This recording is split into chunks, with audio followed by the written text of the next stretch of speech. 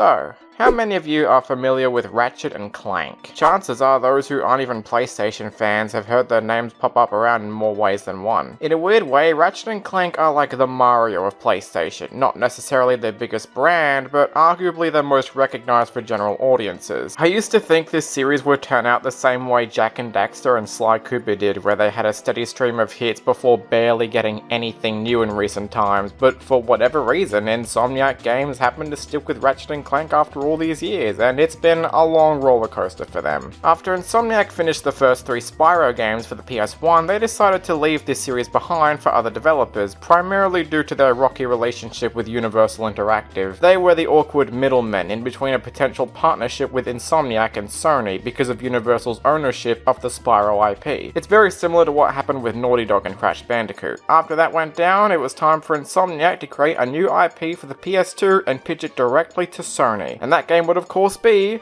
Girl with a Stick. That's quite a title, guys. Now, this was simply the prototype for what would eventually become Ratchet and Clank, and since the release of the first entry, the series kept evolving over time and is still pumping out new games to this day. So we're diving into the Ratchet and Clank games, but specifically, I'm only looking at the PS2 entries for now, minus Secret Agent Clank, since that's more of a spin-off. I'll review it someday, just not now. Although for this review and a few future ones, you'll notice I'm using the PS3 version for footage sake, simply because it looks a lot cleaner and being less of a pain to record in comparison. Although it's not recommended you play this version since it has a couple of weird, quirks. If you ever choose to play it, stick with the PS2 version. I first got into the game around 2007, I think. I got locked and loaded for Christmas that year, and it was the first game I decided to play at that time, and I fell in love with it. I was already an avid fan of Jak and Daxter at the time, so more stellar PS2 mascots was only a good thing. And I've been an avid fan of the franchise since, through all the highs and the few lows. I've always looked forward to new games as they come out, and while I could talk more about some of the more recent games like Rift Apart, I want to take it back to where it all began. Ratchet 1 was actually the third game I'd played in the franchise after the second and third one respectively, and oh boy, going from 2 to 3 to this was quite a jarring experience. I couldn't get used to the more stiff controls or limited combat variety, so as a kid I never thought highly of it to begin with, but after recent playthroughs, that mindset of mine might have changed as I got older. On a backwater planet called Veldon, a lone Lombax named Ratchet wishes to leave and see the galaxy with a ship he built with a giant wrench. Wouldn't it be a bitch to crank bolts in with that massive thing? Regardless, he can't quite leave yet because his ship needs a robotic ignition system. Elsewhere, on the planet Quartu, a robot factory has a malfunction which creates a tinier robot that escapes the factory after obtaining something called an infobot, but its ship coincidentally fires down on Veldon, causing Ratchet to investigate. Luckily, the robot is in good condition and starts to properly communicate with him. I love how this setup doesn't have either character talking until they properly meet each other, and at least they don't start out as perfect friends right off the bat. That would be too boring. The tiny robot's assembly line is owned by Chairman Drek, who plans to build a new planet for his people, the Blarg, after their last planet, Orxon, becomes too polluted to the point where it's unsafe to live in. This method involves Drek taking pieces from other planets and then leaving them to be destroyed afterwards. As a result, the defective robot is seeking the help of Captain Quark, an intergalactic superhero who's defeated villains in the past. It's kinda elaborated on better in the third game, but we're not quite there yet. Ratchet, seeing this as a way to finally get off of his planet with a robotic ignition system, decides to take the robot to where he's going, also giving him the nickname Clank, because he makes a clanking sound all the time. That would be like naming someone Bitch for acting like a complete bitch with irredeemable qualities.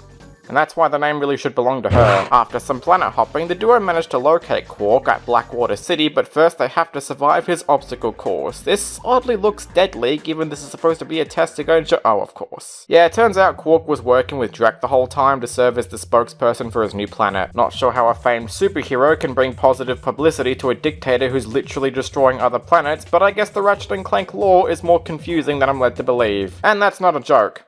Trust me, it gets confusing later on in the series. So because of Quark's betrayal, Ratchet becomes bloodthirsty for revenge and focuses more on getting even with him than stopping Drek from destroying planet, which causes a rift in his relationship with Clank, becoming bitter against him for dragging him into this situation to begin with. And this is probably the biggest gripe I have with the game's story. Ratchet becoming bitter for what Quark did to him is somewhat understandable, and credit where it's due where the game does at least attempt to give him a character arc, something not many other 3D platformers did at the time, not even Jak Jak and Daxter. And like I said earlier, it does create a decent rift between Ratchet and Clank, which is better than having them instantly become friends like in the 2016 game, but with the constant amount of jabs Ratchet throws at Clank when it isn't asked for, it just makes Ratchet come off as really annoying for a good chunk of the second act. I wonder what that infobot is for. Maybe it can replace you. Just shut up and start the ship. Well, if you're so smart, how come you fell for Quark's stupid trick? You are friendly, aren't you?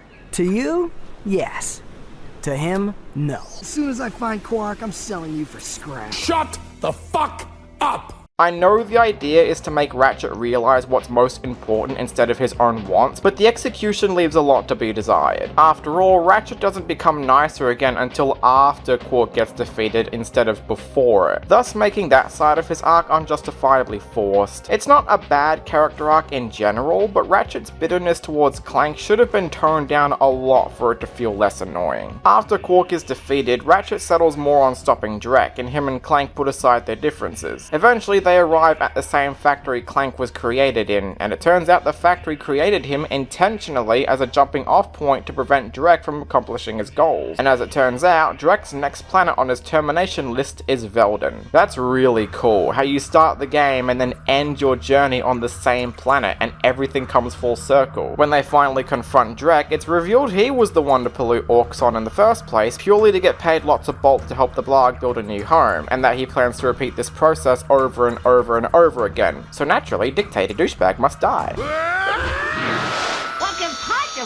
By blowing up his entire planet, just like he did to all the other ones. If that isn't a satisfying villain defeat in a platformer, I don't know what is. Plus, it gives us one of the best endings in the entire series, which for a first entry is quite an accomplishment. Despite some annoyances here and there, the story of this game is generally serviceable and is elevated brilliantly by the character interactions. One of my favourite things, ironically, are the cutscenes. They're like little rewards you get for playing through the game, and are so laid back in comparison to the action you just went through before. There's no music here aside from a few at the end, and the animations look really good for a PS2 game. The new system allowed Insomniac to make the characters more expressive and lively than before, and it pays off so well. There's no instances of them just standing around lifelessly with stock mouth movements. The cutscenes have clear satire on propaganda and TV commercials, which makes the game incredibly funny too. Quark especially is full of satirical humour, and he might be my favourite character in the entire game. I adore the part when you properly beat him and in the very next level is trying to sell products. He's such a pathetic excuse of an antagonist, and I love it. And while I'm talking about visuals for a second, man does this game look great. Spyro was already pushing the boundaries for what the PS1 could accomplish, so translating that style over to the next generation was sure to look as breathtaking. Sure, in 2022 the game visually doesn't look all that impressive anymore, but this shit looked revolutionary for the time. Every level is brimming with colour and life, all without a dip in frame rate, I might add. I love how each level opens with a wide shot of the landscape you're about to traverse through. Ratchet & Clank has you hopping from planet to planet and making your way through fairly linear paths filled with enemies and obstacles that you'll need to overcome to complete. It's hard to describe a game as a platformer because although there are definitely instances of jumping from place to place and so on, the game spices up what you're doing on each planet on more than one occasion. On one planet you could be traversing an obstacle course and destroying anything in your way, on another you're using gadgets to solve basic puzzles, on another you're racing identical clones in a hoverboard race, and so on and so forth. Each planet you go to feels fresh, and none of them overstay their welcome. They all have branching paths, and the game very cleverly never tells you whether that path has a plot important detail or not until you've finished it. And since each of them often lead to amusing one-off character interactions or collect some cool gadgets, it's endlessly fun to do. One detail I love the most is when you get to Orxon and only Clank can explore because Ratchet can't breathe it. Then later, when you get the O2 mask from Poketaro, you can come back and explore as Ratchet. Then in another level, the opposite effect happens when Ratchet has to explore without Clank, and the platforming actually gets a lot more challenging. The connection between levels makes certain backtracking missions less tedious to go through than when Spyro did it. You're controlling Ratchet for most of your playthrough. He can jump like anyone else, attack enemies with his wrench, shoot the shit, and wall jump. Eventually you can unlock packs for Clank that allow you to do higher jumps and glide. I guess old habits never die hard. Controlling Ratchet is fine enough for the most part, but once you get further into the game, the issues with the simple movement start to become unnecessarily complicated. His movement is a bit sluggish and he carries some of his momentum before coming to a stop. But where things get difficult are when you have to deal with larger groups of enemies. There's no easy way to avoid a constant barrage of enemies attacking you. Almost all of your moves leaves you open for attack. Strafing is only done with the thruster pack at a standstill, so gunfights can sometimes get really tedious. The wrench doesn't get used very often, and that's because other enemies will have their own weapons to shoot at you from a distance. But luckily you have weapons of your own that you can buy from Gadgetron, and this is undoubtedly one of the main aspects of any Ratchet & Clank game, buying a shit ton of weapons and using them to lay the smack down on anything they come across. The weapon I used the most was the Devastator, since it automatically homes in on enemies and is good for when you're on the move. I also love using the Tesla core, perfect for covering smaller groups of enemies in one open area. Even the game's first weapon, the Bomb Glove, gets some use every once in a while. And if you have enough bolts, you can even get the Rhino, which obliterates anything. I love how most of the weapons look usable rather than slick and futuristic like they would in other franchises. There isn't a single weapon I would call useless, since on every planet the right weapons are used for the right moments. As long as you have enough bolts to pay for them. Yeah, that's another hurdle the game has trouble leaping across. Every weapon has to be bought from a Gadgetron vendor with the in-game currency bolts. You'll find bolts everywhere in the game, whether from crates or by killing enemies. The problem is that you're not just spending bolts on weapons, because several NPCs have to be paid in order to progress the game. While in-universe this makes sense, as Ratchet & Clank is all about the anti-consumerism, as a gameplay mechanic it just feels obnoxious. I'm often discouraged of buying new weapons because I know I'll need bolts later to pay an NPC. And if you haven't played this game several times like I have, you likely won't be prepared for moments like these. Because the only way you can get more bolts is smashing open crates and killing enemies, which isn't as easy to do as the game thinks it is. And even this gets ruined because certain levels will expect you to have those weapons to make them a lot easier. So if you don't have stuff like the Visibomb gun or Devastator on Cablo 3, you're fucked. I mentioned the Rhino earlier, but you need 150,000 bolts to obtain it, which would require you to play through the game at least 3 or 4 times. But you know how I managed to do it? Cheating. Not always encouraged, but can save you a lifetime. Not only that, but some weapons even have gold variants in New Game Plus, which not only require you more of the same bolts, but also the hidden gold bolts that are scattered throughout the game. I'm not gonna argue the planets are joyless to go through, they really aren't. I often can't put the controller down because properly exploring each new planet and seeing what they have to offer is always satisfying, even after playing the game for so many years. I just think the weapons and combat needed a lot of ironing out. And yes, I'm reviewing these games as they were originally designed, so if I'm complaining about something that's present in future games, it's only because they weren't utilized yet. The music greatly benefits each planet they're used in. Some of the most memorable songs in the franchise come from this game alone. It's hard to really think of any stellar songs from any game that isn't the first one, because the composer nailed the tone for each planet perfectly. Although you're controlling Ratchet for about 80% of the game, there's a few sections where you're in control of Clank. They're much slower paced than before and put a much bigger emphasis on puzzles. And by puzzles I really mean guiding Gadgetbots to an entry port to progress. They're not that fun to be honest, but they offer a nice break from the tedious combat I guess. Sometimes you can even control Giant Clank where he tears through everything. I even like that little detail of Ratchet being on his back, since it's usually the opposite. I guess the last thing to discuss would be the boss fights, which all except for one are painfully easy. The first two just have you standing in one spot and occasionally dodging some attacks, but at least it kept me engaged more than anything from the 2016 reboot. The third boss has you facing against Quark in a ship, and it's probably my favorite boss in the game. The ship could control better, but once you figure out you can hit Quark from anywhere in the fight, it makes it a lot easier than some claim it to be. The final boss against Drek, on the other hand, is pretty fucking bad. It's funny how at first it makes you think it's a mech fight before Drek shrinks Clank down to normal size and requiring you to use your weapons, but the issue comes from your limited choice of them. Drek is constantly moving, which makes the only real weapons I use, either the blaster or devastator, and occasionally the suck cannon when he sends gadgetbots after you. It gets a little more interesting at the end when you have to prevent the deplanetizer from firing, but other than that, the fight is boring and your choice of weapons are extremely limited. Ratchet & Clank is a game I like to place in the same camp as something like Crash Bandicoot. A good enough first entry that stands out on its own, but definitely needs some ironing out for a sequel. Though if you ask me, I think Ratchet 1 is a far better first entry than Crash 1. And I know I've mentioned it already, but looking at it nowadays with the 2016 game existing goes to show that I have a lot more respect for the first Ratchet game than I did before. I do really enjoy playing it, and I think that's why the issues stick out so much, because I'm already having that much fun with it that the lack of these problems could make it even better. Still, for a first entry, it achieves so much more than I can give it credit for.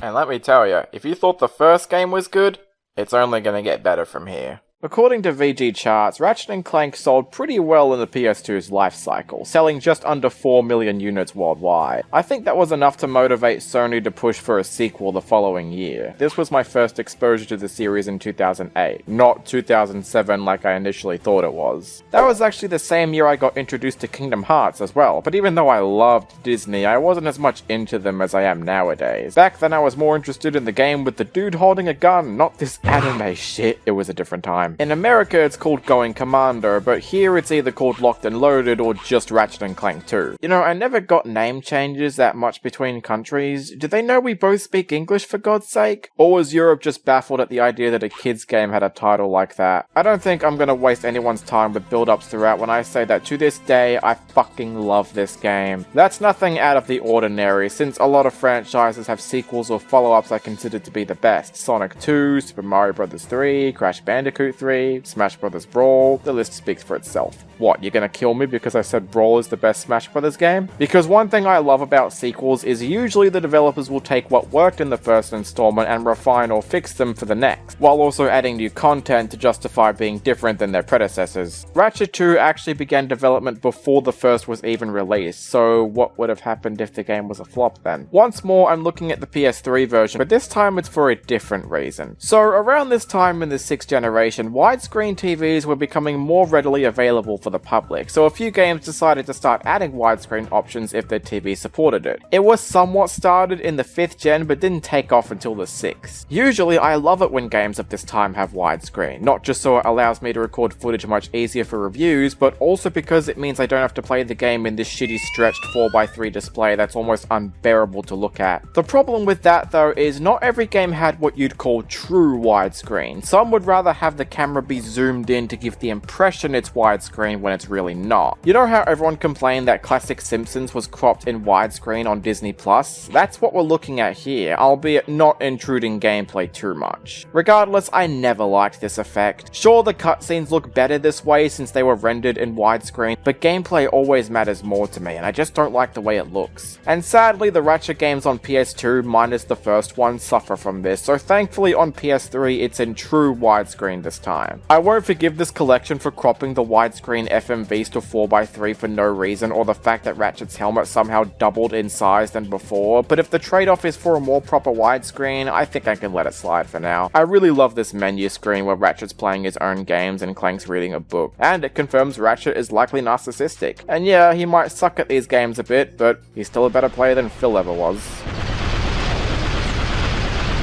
This gun is a piece of shit! Ratchet and Clank are being interviewed for a show called Behind the Hero ever since they became galactic superheroes following Drek's defeat. It's also here where you notice something a little different. Well, as you can imagine, we've been pretty busy. After Drek's defeat, there were parades, press conferences, fancy dress balls. And the wiener roast at Al's. Oh yeah, that. Turns out I wasn't the only one who didn't like Ratchet that much in the original, as a lot of critics around the time felt the same way. So for the sequel, they not only wanted to make Ratchet more of the hero people want to root for, but also give him a new voice to compensate. In the original, he was voiced by Mikey Kelly, and while I thought his performance was fine, it wasn't great when he tried to make Ratchet either sound too cool for the time, or whenever he had to butt heads with Clank over petty bullshit. I know that's the point, but that doesn't mean I have to like it. Now Ratchet is voiced by James James Arnold Taylor, who's still been playing him ever since this game. He fits so well for this incarnation of Ratchet that he's pretty much become the character. He's still got a bit of that bad boy edge, but now he's more of a no-nonsense guy who isn't afraid to make occasional jabs or sometimes be a bit of a dunce, but not to the point where it becomes annoying. Oh, don't worry, Ironback Games has that sorted. Anyway, life has been pretty boring for the duo until they're conveniently teleported to the Bogon Galaxy by Abercrombie Fizzwidget, the CEO of the galaxy's consumer goods and electronics, Megacorp, who needs Ratchet to help locate a missing experiment that was stolen by a mysterious thief, whilst Clank stays behind in his own apartment working for Megacorp. This part of the story doesn't hold a lot of weight to it, as Clank's back with you a few levels in, but it's kinda cool to start the game without him for a while, as it allows more focus on the new combat style. After some planet hopping, they eventually manage to retrieve the experiment from the thief, but are soon thrown out of the occasion once Fizzwidget obtains it. The thief, who Ratchet continuously calls a he throughout the game because of their voice, turns out to be a she, a female Lombax named Angela Cross, who would never appear again after this, when she really should have. Angela claims the experiment is actually a dangerous carnivore who often goes into violent rampages, and informs them to go to the Megacorp testing facility to find out the details. I'm not really sure why Angela had to send Ratchet and Clank there when she could have told them herself, but like I said, plot contrivances are more noticeable as each game goes on. Once they find out about the experiment's flaws, they attempt to contact Fizzwidget about it, thinking he's unaware of the situation, but are quickly arrested by a group called Thugs for Less, who were previously hired by Angela to protect her until they got a better deal with Megacorp. It's pretty much showcased at this point that Megacorp serves as the villain of this game, as not only do they own literally everything, but don't let Bogon citizens in on their situations through manipulation tactics. Megacorp is a massive business literally set in the center of this universe. I love that detail. Even Gadgetron, who was the dominant weapons manufacturer in the first game, has gone bankrupt in the Bogon Galaxy because of Megacorp. Anyway, after breaking out and putting the Thugs for Less leader in his place, rightfully so, Ratchet, Clank, and Angela properly team up to wipe out the experiments, who are now being sold as proto-pets without hesitation. If people are paying money for death warrants, you should have said so earlier. They decide to invade the Megacorp facility itself to put a stop to the original proto-pet, but it's revealed that Fizzwidget wasn't actually Fizzwidget the whole time, but rather Captain Quark himself. What?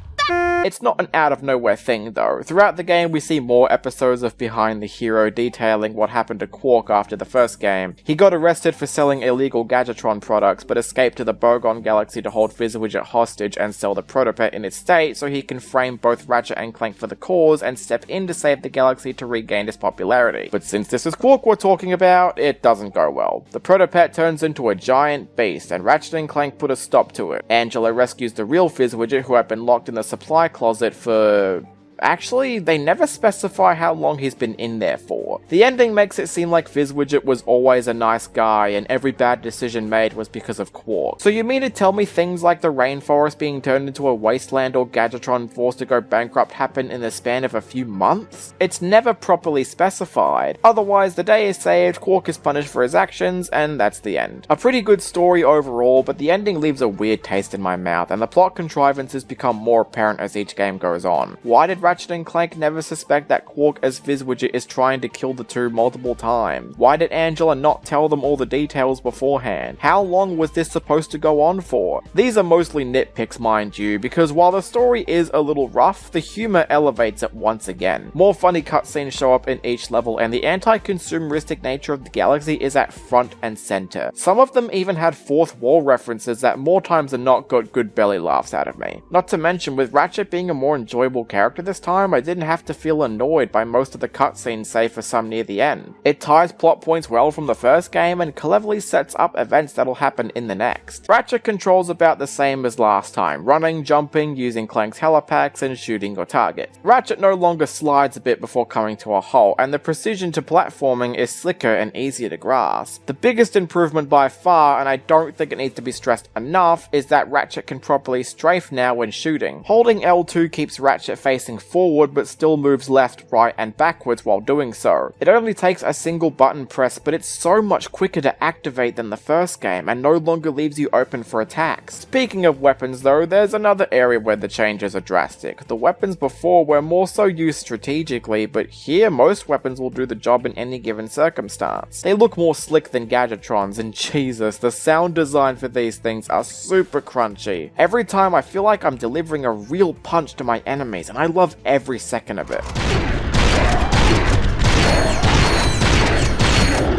Although some are definitely inspired by Gadgetron's, Megacorp's array of weapons offer differing results that make them feel powerful. The Blitz gun became one of my favorites, doing a superb job at covering ground, and the sound it makes was irresistible. I also like the mini rockets, acting like the Devastator but fires much faster. But to be brutally honest though, while most of the weapons are great, there's only one that's the go-to weapon no matter what. The Bouncer, a bomb that explodes into smaller bombs that rips the shit out of anything. It's not just the best weapon in the game, it may just be the best weapon in the entire series, it's that good. But some of you might think, well, if the weapons can be used in the same strategy of killing enemies, what's the point in mixing it up? That's where the upgrade system comes into play. Every time you kill an enemy, your weapon gains experience points, and when fully charged will be fully upgraded into an even more powerful version. Again, look at the Bouncer. This is how it was before, and this is how it looks fully upgraded. Holy shit. XP can also be obtained to max your health, something I forgot to mention in the first Ratchet game. And you'll need it for sure because enemies further into the game become much more powerful to both kill and resist. However, you can also buy new armor for Ratchet to wear, which all look really cool. Although I didn't buy the last one because that would mean obscuring Ratchet's face in cutscenes, and that ain't cool. Oh yeah, and speaking of the weapons again, you can even buy some Gadgetron ones from the first game, or even get them for free if you already bought them beforehand. Sure, they aren't as powerful as Megacorp's new weapons, but the novelty is there, and I think that's neat. Actually, sometimes even Megacorp's early weapons become weaker as the game goes on, so it's still a good idea to test the waters with new ones. Again though, you better make sure you save up enough to get these new weapons because Ratchet 2 reintroduces the NPC paywall like before, but it isn't as bad. The amount you do need to pay an NPC is much higher this time, and the concept itself is still really annoying to me, but actually earning bolts in this game is nowhere near as hard as last time. Firstly, there are 2 battle arenas you can participate in that rewards you thousands, even hundreds of thousands of bolts, and they're still great for giving you more opportunities to level up your weapons and health. There's also 2 hoverbike tracks that reward bolts, 2 planets dedicated to finding crystals that can reward you even more bolts, and even moments when you control Ratchet's ship as you fight off hordes of enemy ships. A lot of people seem to hate these ship sections, but I don't mind them at all. The control is just good enough and much better than the first game, and buying upgrades for your ship makes most of these missions a cakewalk anyway. Everything you do in this game rewards you with bolts or other goodies, so no matter what the circumstance may be, you feel good getting these rewards and spending it all to max out your weapon list and rip through everything like thin piles of paper. And don't even get me started on some of the optional gadgets you can get, like the box breaker.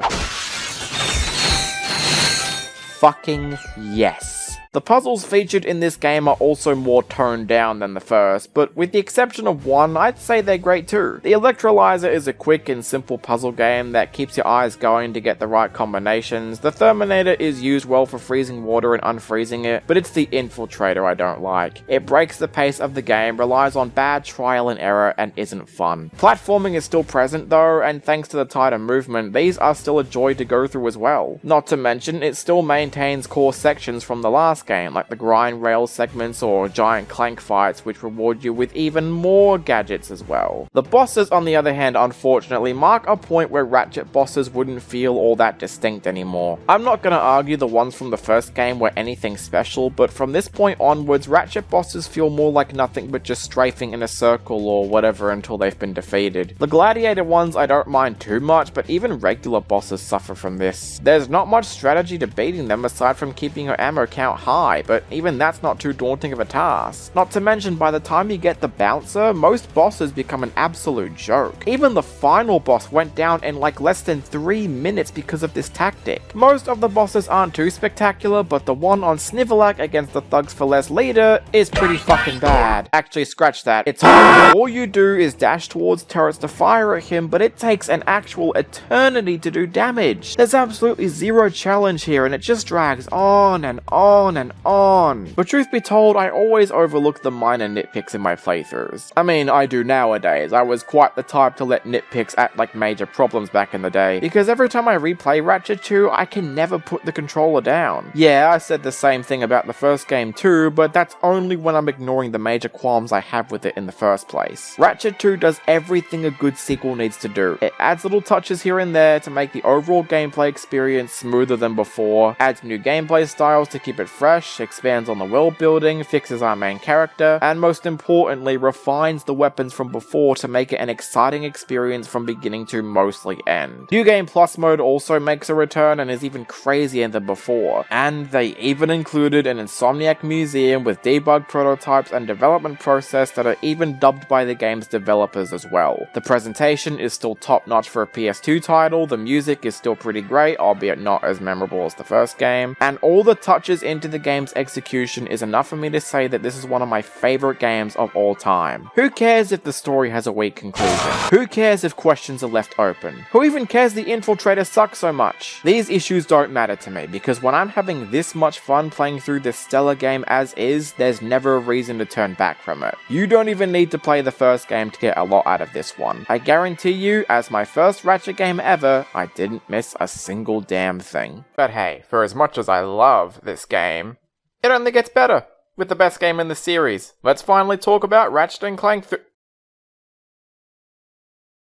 I should have seen this coming. What do you want now, Bubsy lover? You know exactly what I want, you asshole. If this is about the constant jabs I made at Peach, I'll just say that I don't regret it! Fuck you!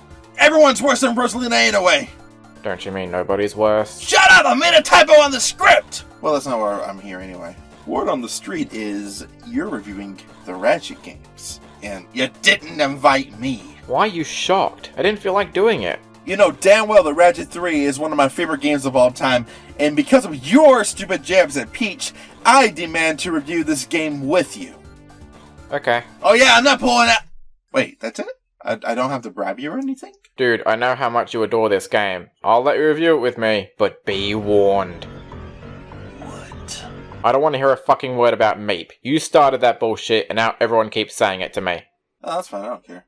When it comes to making third entries in the series, there's now the focus of trying to add new content that hadn't been there before, since the previous game already refined the gameplay formula the first game had, and now it's all about keeping that third entry fresh and interesting. This, however, often results in trying a bit too hard to spice things up, often diverting from the standard formula just for sloppy switch-ups that take you out of the experience. This doesn't always backfire though. Crash 3 is my favourite Crash game for this very reason actually, because although it adds new gameplay variety, it at least keeps consistent with the Crash linear style that it feels more like an expansion than anything. But then you got Spyro 3 with new gameplay types and off-putting skateboarding missions that don't properly feel like what Spyro needs to be. It's not bad, but it's simply too much new stuff that it's sort of hard to enjoy the core gameplay Spyro was already improving by that point. When the developer finds a formula that works, building upon what previously worked can be a challenge. Ratchet 2 is objectively improved from the first game, even if I don't like it very much. So, how did it do with the third go-round? So the story takes place— Hold on a second! Before we do that, we need to talk about the most important aspect of this game. The Sly 2 demo. There's a Sly 2 demo? Yeah, if you press start while holding all 4 shoulder buttons, you can access the Sly 2 demo, only in the PS2 version though. Yeah, well, I'm playing the PS3 version, so we can't talk about that. Oh, yes we can. I'd like to talk about the demo. Not only is this a really cool quote-unquote secret, but it gives players more content to try out. Sly has nothing to do with Insomniac. It was made by Sucker Punch. So this goodwill gesture is just really cool, and technically it is part of the game, so... Okay, fine. It's mostly the same with minor differences, like the coins being a different design because they weren't finalized. Weirdly enough, the game came out 2 months before Ratchet 3, so that explains why it's mostly the same. By the time they gave it to Insomniac, there was probably only a few final touches that would have been left, so... So this is actually my first time getting to witness Sly Cooper as it is, and it's fine. The demo was pretty fun for what it is. I've never played these games before, so it'll be interesting to pop that cherry when I get to it. You better, asshole. Sly is my favorite Sony series. Oh really? Well, I'll make sure to nitpick every detail I can find. Fuck you! You crass, trash, living ass. You know I'm correct. Anyway, our story begins shortly after the events of the second game. Ratchet and Clank are taking their time off from their previous encounter with Megacorp. I have no idea where Angela went, probably to that pit of love interest obscurity. And Clank has even begun starring in his own TV show called Secret Agent Clank. I'd just like to point out that this game looks much more fluid than the others. The animations feel so much more natural than before, and never is there instance of jagged edges or rough movement or anything. The first 2 games already look good, but this amps it up a lot. The break doesn't last long though, as they find out that Ratchet's old home planet Veldin is under attack by a group of aliens known as Tyrannoids. Ratchet decides immediately that they're going home. Then as we land on Veldin, we are immediately thrown into the best tutorial I have ever played. We'll talk more about gameplay later, but let me just say that Veldin is an absolute joy. It feels very similar to how the first game started, you know? They meet a group of robotic stooges known as the Galactic Rangers, who just named Ratchet as their sergeant because he was there? Did they not have a sergeant up to this point? That explains why they're blowing up at the cutscene. Hey, at least they're better than the Galactic Rangers from the movie. After they wipe out the invasion, the Galactic President informs the duo that the perpetrator behind this attack is Dr. Nefarious. They don't exactly specify why Nefarious attacked a planet that was practically abandoned, but I guess he was bored or something. Or maybe he was testing the Tyrannoids for war, I don't know. Apparently only one superhero has ever defeated Nefarious before, but he apparently resides on another planet. It's later revealed to be Captain Quark, who pretty much went insane after his last two failures and dubbed himself a leader of one-eyed monkeys. They tried to snap him out of his funk, but it only makes things worse. But luckily for them, they're brought onto the Starship Phoenix thanks to the Rangers, who are run by the captain named Sasha. Sasha. Anyway, while Quark is in prison, they're big bars. He can squeeze through them. Sasha gets a transmission from the president that the capital is under attack. I have no idea why this president is inspired by Bill Clinton, but I love it. After the battle, they get the capital security up and running, thanks to none other than Big Al from the first game. You know, I usually complain about personality changes, but I quite like this one. He looks a lot more geeky this time and acts more like an ass, because that's more like how people are today. And I think the changes really improved him and made him funnier and just a better character all around. So he gives them a Quark Vid comic, which they take back to the Phoenix in hope of restoring Quark's memories, which it does. But once Quark takes time to readjust himself, he dubs himself the captain of what he calls the Q-Force, composed of himself, Ratchet, Clank, Sasha, his pet monkey Scrunch, Big Al, and two other characters from the first game, Skid McMarks and Helga the training robot. I know this would normally be the point where I'd complain that they're trying too hard to shove in nostalgia in the players' faces, but like I said earlier, the time crunch likely meant they had to reuse characters from the first. Plus, it's not like these guys are in the entire game or anything. The focus is still mainly set on our heroes and villains, so it's not too bad, I think. In spite of the new team's efforts though, Nefarious is made very much aware of the new team and won't stop at anything to literally annihilate them. Look, I know we're only halfway through this story now and I really should save it for the conclusion, but I can't help it. I fucking love Dr. Nefarious, in this game at least. He's everything I love about a Ratchet & Clank villain. He's both menacingly evil, but also insanely funny too, all elevated by the wonderful performance by Armin Shimmerman, who is completely hamming it up behind the microphone. Almost every line from this guy is him screaming something, and that could easily get annoying, but Shimmerman somehow doesn't make it that way. Lawrence! Lawrence! Lawrence! How can I be of assistance? Annihilate him! He's everything a good villain should be. He can be scary, but he can also be flat out hilarious. One of the best villains in video game history, period. Anyway, they go to Dax. Fucking planet Dax. Sorry. Bad memories. I don't like Dax. Anyway, at Dax you find the charge boots, which are a big help if you know how to use them. So I highly recommend going out of your way to get them. While on Dax, they find a music video of Courtney Gears. They come to the conclusion that she must be involved with Nefarious. Clank finds out that she actually wants to be on his show, but he'll only let her do it if she tells him the whereabouts of Nefarious. Oh boy. Look, I know at the end of the day that a standard Ratchet & Clank story is bound to have weird contrivances sometimes, but even as a kid, this part always bothered me. Why would Clank, of all people, ask her such a question where she can easily take advantage of his naivety? He knows she's in leagues with Nefarious and should know any mention of the situation could lead to dire results, and surprise surprise, that's exactly what ends up happening. Clank ends up being captured by Nefarious, who tries to convince him to join his side due to his vendetta against organic life forms. But I'll explain more about that later. Meanwhile, Ratchet is just sitting around waiting for Clank, and he sees more Tyrannoids. After fighting them off, Clank comes back. Now, as an audience member, we know that this one is fake, but honestly, he is very convincing. He isn't super obvious, aside from the occasional dark comments and the red eyes. Good job, Nefarious. You know, you did what 90% of imposter plots can't do. Be convincing. After getting a transmission from Skid, they head back to the abandoned moons to save him. Turns out, they turned him into a robot, which kind of reminds me of Robotnik inside of him. They then go to meet up with Quark at the starport where... It was mating season. How could I have known she was your sister?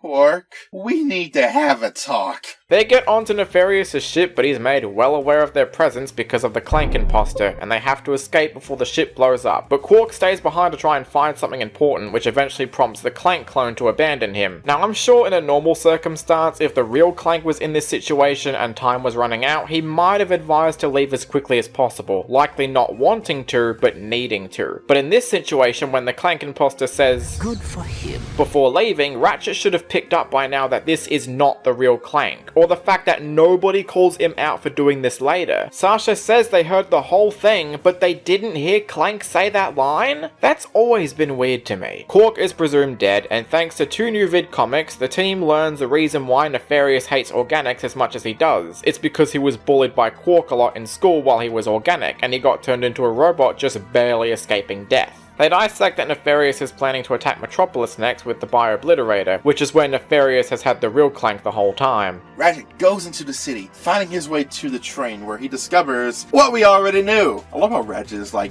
I guess I should be feeling pretty stupid right now. it shows how much he's kind of grown since arrogant as of the first game, and it's nice. Thinking there might be a clue to Quark, they head back to the crash site where they find a warm crotchetizer. I don't even want to know. In a recording of either Quark or the ugliest girl I've seen in a video game ever. The cab driver digs it though. Ratchet, gaining some of his intelligence back, realizes that it's Quark. Having all the vid comments at this point in the game, they discover that Quark has a secret hideout. And they find Quark alive and well. You know, I'm actually getting Megamind vibes from this, aren't you? Huh, I guess Megamind ripped off Ratchet 3 this whole time. Regardless of their efforts, Quark simply won't budge, so they have to stop Nefarious themselves, by successfully deconstructing the data disk they found and managed to blow up the Bio-Obliterator. But big shock, he actually made a second one without warning. And this one is even worse, because it turns into a robot!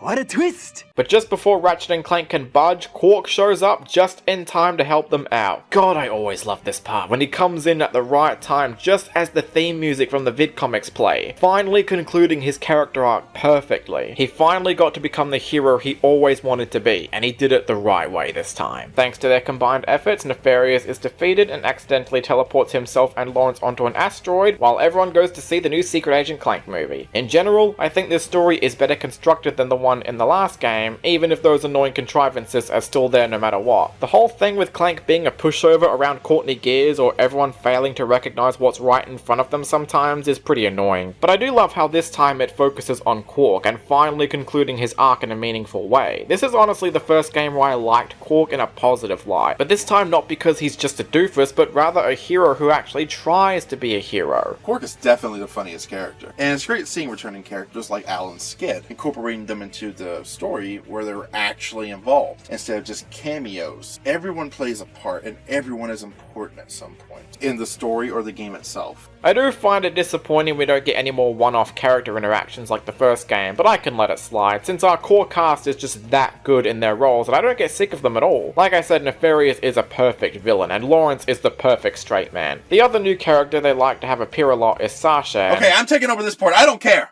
You fucking furry. Shut up! Sasha is one of the best new characters in the game. She's not just a pretty face or a stereotype, she actually is a good leader, doing what she can, but never too hard nor too soft. And I like her relationship with Ratchet. I just wish they kind of kept her around. I also really like how she's not just seen every now and then. I really like Sasha. She is a really good character. Well... Don't you dare object to me, you asshole! I was just gonna say I kinda like her, but the romance is kinda meh. I honestly prefer Angela. Fuck you! So to move on with the gameplay, I think it's important to start with one critical change between this and the last few entries. Ratchet 1 and 2 were pure shooting games with platforming and puzzles spliced in every so often, and to me, that's always been the heart and soul of the franchise. A good level of variety is enough to keep players engaged so one gameplay style doesn't overshadow the other. However, in my opinion, the gameplay variety can be a failure if those particular styles aren't executed the best. And while I stand by that the platforming has always been great, great, the puzzles have constantly been a mixed bag. The way Ratchet 3 approaches the gameplay should be a red flag. It's by far the most consistent in terms of its core mechanics, even so much that platforming and gadgets have taken a major step back. Almost everything you do involves shooting enemies and leveling up your weapons. Enemies practically populate every planet you travel to, and it's all one run through from start to finish. They do away with those annoying paywalls from the last two games, which means now you can spend all your bolts on weapons, and god damn does this game want you to use them. More than the second game actually. You not only get the arena battles returning, but also Galactic Ranger missions and other side bits that reward you with plenty of bolts to spend on weapons and armor. The crystal challenges also return and shower you with bolts too, and there's even a new box called the Bolt Multiplier which, as the name implies, doubles the amount of bolts you earn in combat. And no more than before have I had a blast using said weapons throughout. Familiar ones returns and the new ones added sometimes aren't always just for shooting shit, like the Infector which makes your enemies attack each other. And just like before, you can even get some free weapons from the last game if you bought them before, and yes, that even includes the Bouncer, but they also nerfed the ammo count. Fuck you, Insomniac. I've heard a lot of mixed opinions about the Galactic Ranger missions and how repetitive they are, but I love these parts, and they're certainly much better than those shit parts from the last game, no pun intended. It gives you plenty of opportunities to level up and test your weapons, plus I love hearing the banter between the Rangers during them. Hell, even before you buy weapons, you can test them out in VR training modes before the purchase. This game is super consumer friendly with weapons, and relies on you to use them more than ever before. Oh, and another thing I love about the weapons is that they level up in 4 doses instead of just 1. And each tiny upgrade changes something small before getting to level 5 and really seeing the changes. But if you want variety, there is still some of that sprinkled in. Hey, Jesus, dude, take a breather. Well, it's my video. And I'm the guest. I've been awkwardly standing here waiting for you to finish rattling on. So before I give my thoughts on the gameplay, I should probably talk about Ratchet 1 and 2 so you can understand what my perspective is. Ratchet 1 to me is experimental, seeing what sticks, and for the most part, it works fine enough. Ratchet 2, I have never liked. There's just something about the way it plays. It feels a bit restrictive. Ratchet 3 kind of mixes the styles, having a mostly linear path, but a few areas where you can explore, like the sewers or certain planets. And you get rewarded for taking these extra paths. I do want to say real quick, if you find a weapon you like to use, it's very easy to just go through most of the game with it. You don't have to get every weapon. You're allowed to beat the game with this most minimum or maximum amount that you want. Ultimately, it's your choice. And as you go through the game, you'll get Quark fake comics. They're basically games inside a game. A 2.5D side scroller, and it's really fun. Playing these games are required because they tell the story of Quark, which later give you the idea of where to find him later as part of the story that we talked about earlier. But yeah, I do like the Quark vid comics. Despite the game's consistency with using weapons, these are nice little breaks from it. And yeah, you're definitely right about the exploration being a part of it, but that kind of segues into one main complaint I have with the game. The planets feel way more linear and straightforward than last time, and I can count a number of planets on my hand where you're on the planet for like less than 10 minutes and then you're immediately onto the next. The only planets I can think of that actually have differing paths are Dax and Tyrannosis, but that's kind of vague because even picking a path still sets you on a linear structure. I mean, yeah, there's still optional things to find, but I feel like these were way easier than last time. But there is still some variety, like the brief moments when you're talking to the Tyrannoids with the Tyra guys, which are just quick button prompts that aren't anything meaningful. There's also the Hyper Shot, which is actually really cool. It's a mixture of the Swing Shot and Dynamo from the last game, and it even activates on prompt this time. But there's also lousy ones like the Warp Pad, which, no joke, is only used for one level twice and then never used again. And then there's also... Cleve, you say it, I can't be bothered. The Hacker. Absolute worst gadget in the game. It is slow, it's not fun, and it's really annoying. And you usually have to play like 2 or 3 rounds, but then you get to the 4 fucking rounds later in the game, and fucking hell, it's annoying. It's not very hard, but it's just boring. It breaks up the action in a bad way. I miss when Skid did it for me. Wait a minute. He did it really fast. Does that mean he's secretly a genius? Whoa! Like I never knew you were this kinky, Miss Gears. Never mind. Another part of the game I don't like are the Clank levels. I know I didn't talk about them much in the last video, but that's because they were pretty much unchanged from the first. This game has you getting Quark's pet monkey Scrunch to activate switches and alerting searchlights, which somehow doesn't feel as strategic as the Gadgetbots did, which are still in this game, but they're now only used for just attacking things. And as far as bosses go, even though I've said before that bosses amount to strafing in a circle and firing, I won't lie that this game has some of the best bosses in the series yet. You know you're off to a good start when Quark is the first boss you get to take down, but I also like the fight against the mother of the Tyrannoids, and Courtney Gears can be a bit annoying at first, but if you know her patterns, then it's actually not that bad. It's a good test of reflexes. And Nefarious is the best final boss in this series so far. His attacks do a lot of damage, but they are easy to figure out, and the weapons don't take him down that easily, but they're also not impossible either. And then it caps off with using the hover ship to take down the Bi-Obliterator. That's some good shit. I kinda hate how this thing controls, but it's the feeling that counts. Before we cap off the review, the last thing I wanted to discuss is the new multiplayer mode. When developing the game, they actually had a smaller team of, I think it was 16 people, to create the multiplayer. Since they were working completely separate from the main team, they had to rely on past weapons, for the ones in this mode, aside from 4. There are several maps to choose from, and fun fact, Ratchet 3 was the third game ever to do split-screen online multiplayer, even earlier than Halo 2. By 1 week. The multiplayer mode is definitely best enjoyed when played online, which you can't even do anymore, sadly. Unless you use a private server or something, if any exist. I personally never got the chance to play it online, but I have played it with friends at my house, and it's pretty fun. Basically, there's 2 bases. Your goal is to destroy the power core inside the other team's base. Sounds pretty easy, but keep in mind, you have these little areas you can capture, and if you die, you go back to your base, unless you want to capture one of these little areas. And there's actually several modes in the multiplayer. They did a really good job. I just wish you could play it more today. So, to cap off the review, it's my favorite PlayStation 2 game, period. It does mostly everything right. The PS2 was my childhood console, and I have a lot of games that I love. Slide 2, Crash 20, GTA, but the one game I go back to the most and never feels old to me is this one. I've beaten this game many, many times. The story, the characters, the writing, the look, the style, it just all hits home. It doesn't take itself too seriously, but it does have serious moments every so often that fits in very well. And fun fact, for this review, I actually beat the game twice, using maximum weapons and then minimum weapons, just for fun. I really can't recommend it enough. It's one of Insomniac's best games, period. As close to a perfect game as I can think of. Well, pretty much everything Cleve had to say here I agree with completely. Even though I have my issues with the lack of planet exploration or some of the questionable gadgets like the godforsaken hacker, everything checks out well enough. I love the story, music, gameplay, characters, graphics, multiplayer, pretty much everything. It's the one PS2 game I find myself coming back to the most, and just to rub in how much I adore this game, this is the first and only Ratchet game I've beaten 100%, making it my first platinum trophy ever. That might not sound like much, but in spite of its clear problems, Ratchet & Clank Up Your Arsenal is a gem. One that I will never get tired of. Anyway, thanks for joining, dude. I had fun. Me too. Oh, by the way, I left a present outside your door, but make sure not to open it until you finish Deadlocked. Thanks for letting me join, asshats. Bye!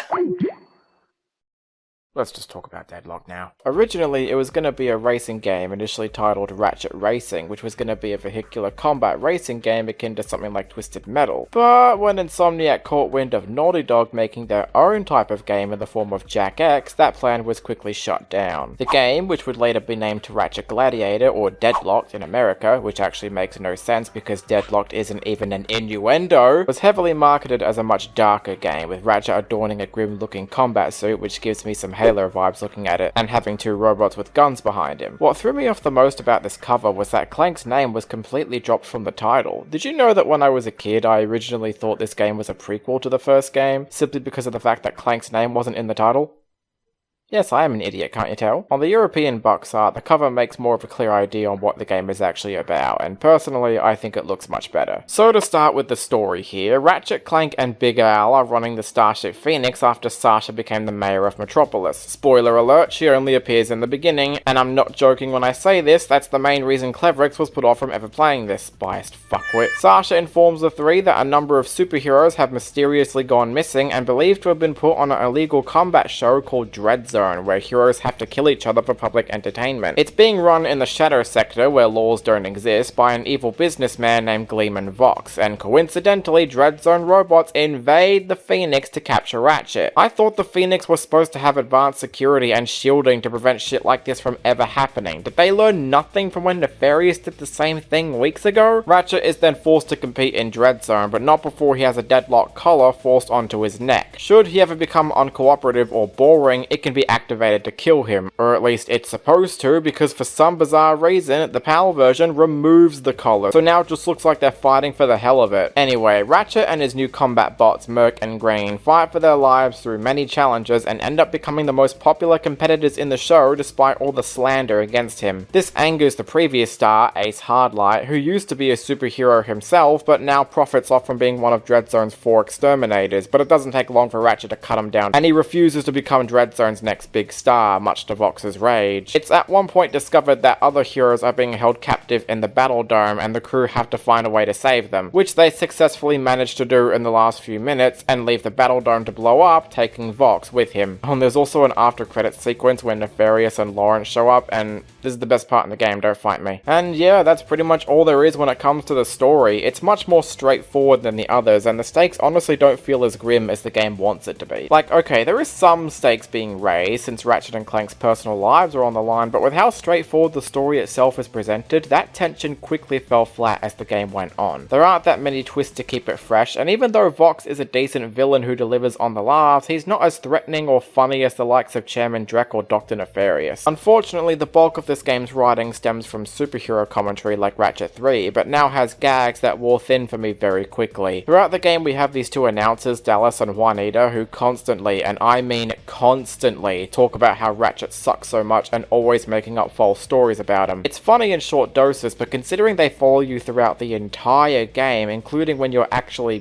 playing the game, those kind of jokes started to get on my nerves. Although I will give credit to casting Darren Norris, Timmy Turner's dad, as the voice of Dallas. Even if his lines aren't always funny, the voice delivery alone sells it for me. Before I get started with the game, I just wanted to bring attention to a feature I'm surprised didn't come sooner: difficulty selection. The last 3 games didn't have this, nor did the Spyro game, so seeing it show up here was kinda off-putting, but very much welcome, especially since enemies in this game will normally do a lot of damage to you no matter your armor. I played this on normal difficulty, and enemies would still kick my ass on occasion. I even played the game using lock strafe mode, which I didn't do for the last 3 games, but since platforming isn't as prevalent here, it didn't matter much in the grand scheme of things. It takes those gladiator missions from Ratchet 2 and 3 and basically makes an entire game out of it. Every level is just a straightforward romp as you kill enemies, activate switches, occasionally ride some vehicles, rinse and repeat. There's no alternate paths to take you to hidden goodies, no golden bolts to find, no minigames, and sadly, very few platforming challenges that break up the pace. It's just you, your 2 combat bots, and the will of death at your side. To be honest, I'm kinda glad the platforming is toned down here, because without Clank, most of these feel a little bit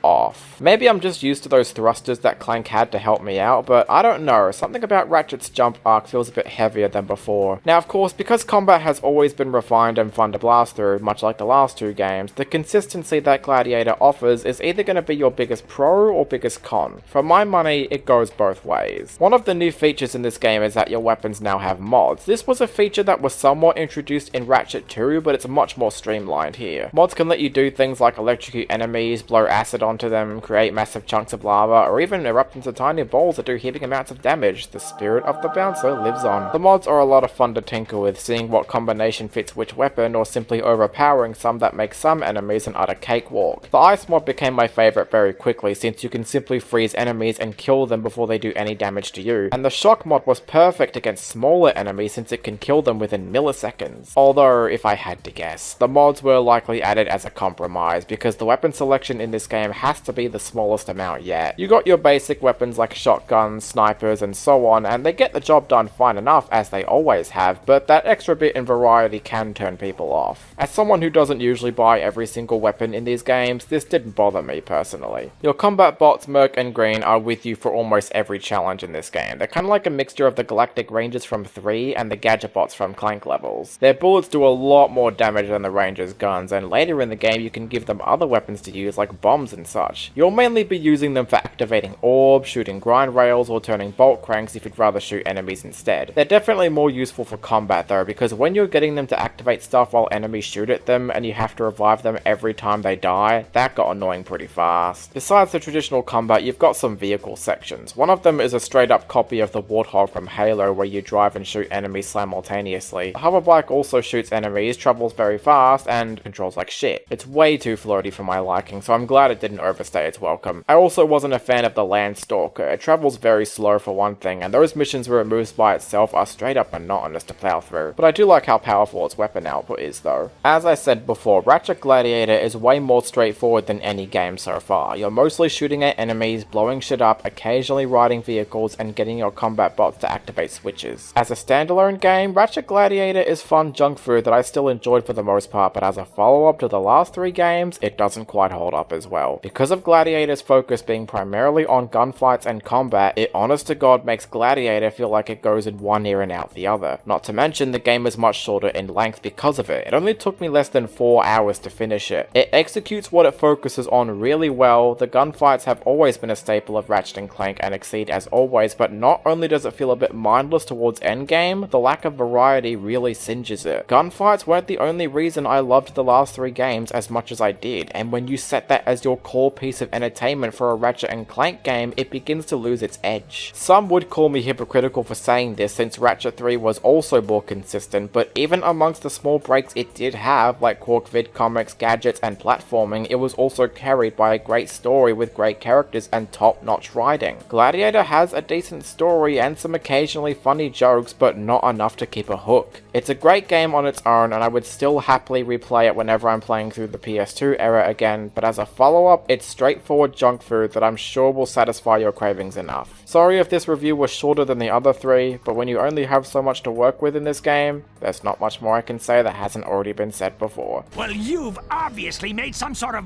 idiotic mistake. So I went to go open that present Cleve left me, expecting it to be a copy of Size Matters. Turns out it was antidepressants. Specifically because of Size Matters.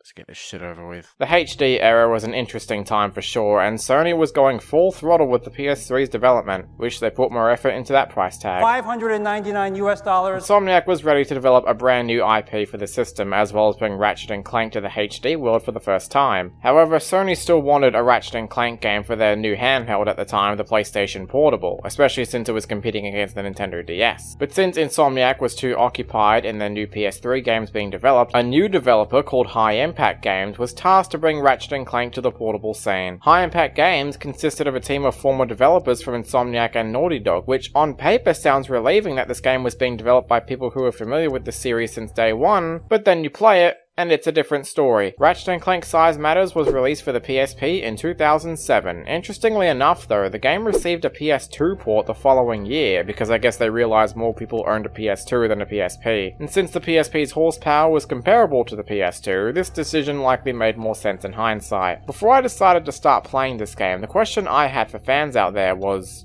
what version should I play? I ran 2 polls on both my YouTube and Twitter accounts. On Twitter, more people voted for the PS2 version, whilst on YouTube, more people voted for the PSP version. At the end of the day, I went with the PS2 version, partially because I didn't feel like investing money into a PSP right now, and most emulators I use weren't the best on my laptop. But there is another reason. I'll get into that later, but for now, I need to talk about how terrible this story is. Ratchet & Clank are taking some time off from their planet-hopping adventures until they're interrupted by a young girl named Luna who wants to make a school report on Ratchet for her class. Ratchet, of course, is happy to oblige until the stupid girl ends up getting captured by a legion of robots that Clank believes were sent by a mysterious race known as the Technomites. But when they go to rescue Luna, it turns out she's actually a robot created by the Technomites in an effort to lure Ratchet into a trap because the leader, Autodestruct, wants Ratchet's DNA to create an army of Ratchet clones to rule over the world and absorb the knowledge of everyone to become all-powerful and all-knowing. Of course, it doesn't take long, and I literally mean that, for Ratchet & Clank to stop Otto's plan to take over the universe, and that's the plot.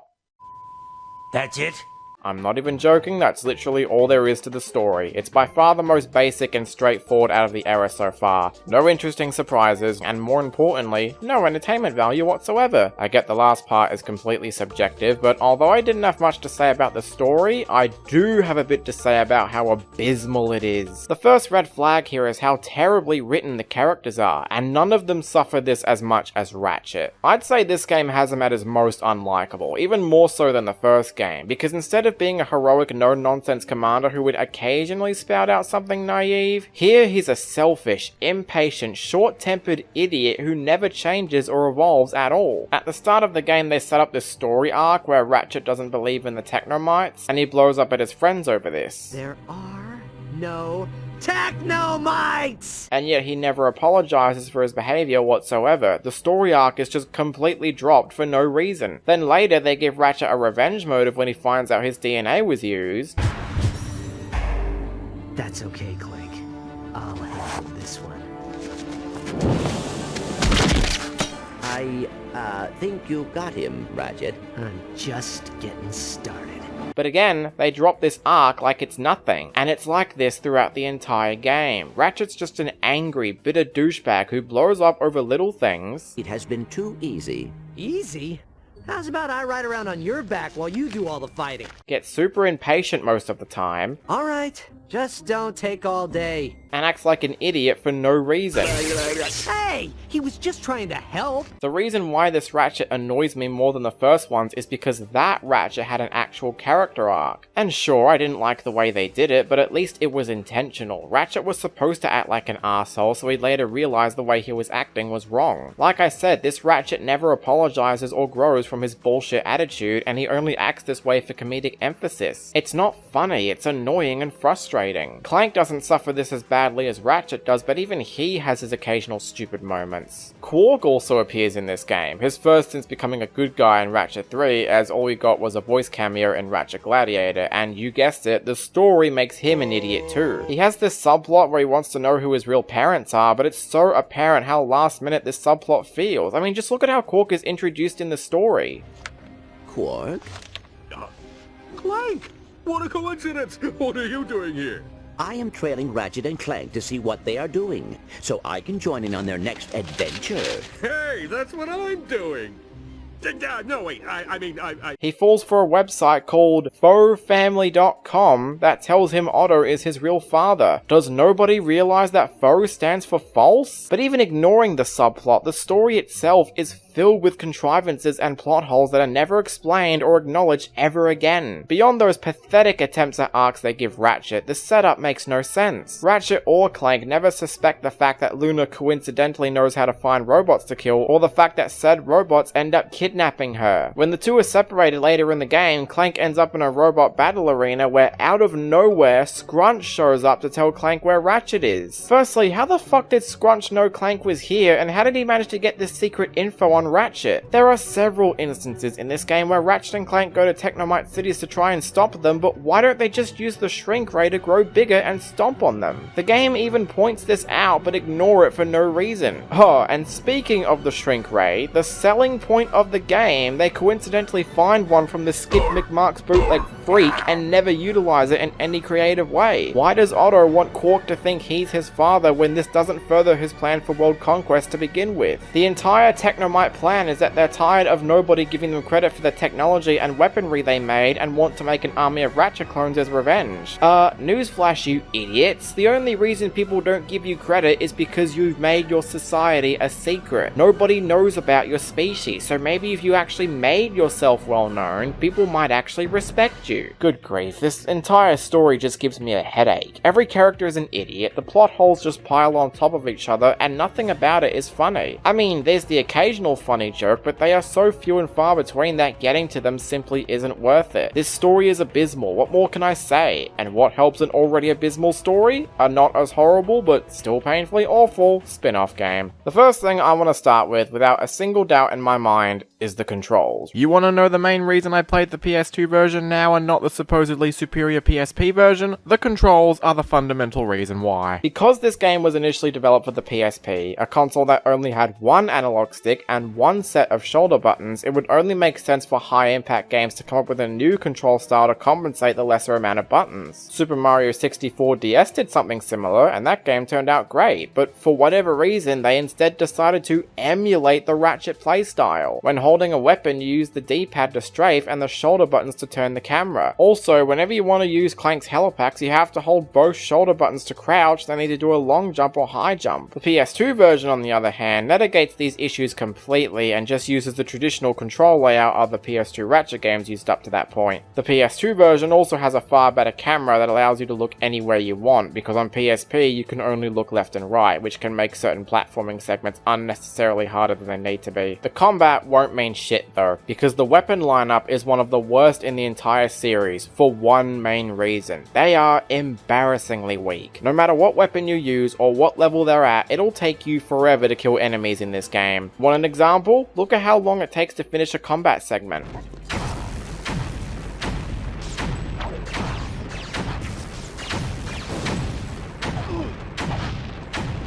Actually no, fuck that. I'm not even going to show you the whole fight because it really does take forever. It doesn't matter if you play it on PS2 or PSP, it's a fundamental design flaw that murders any enjoyment I have when playing this game. I dread every time I have to fight enemies because they take up so much of your ammo and you'll need to spend bolts on more when you're done. But it doesn't stop there because everything in the shop costs so much money, and what makes it so tedious is because you could accidentally spend all your hard-earned bolts on a weapon that sucks balls and you have no other way to get rid of it. This may have already been an issue in the first 4 games, depending on your perspective, but I'm still not done, because they removed the gladiator missions from 2 and 3, which means you only have 2 methods of earning large amounts of bolts. The first are these awful hoverboard races with overly sensitive controls that take like 4 minutes to finish every time. I'll give you the polarizer if you beat me. Even Ratchet doesn't want to do the races. Ratchet and Clank.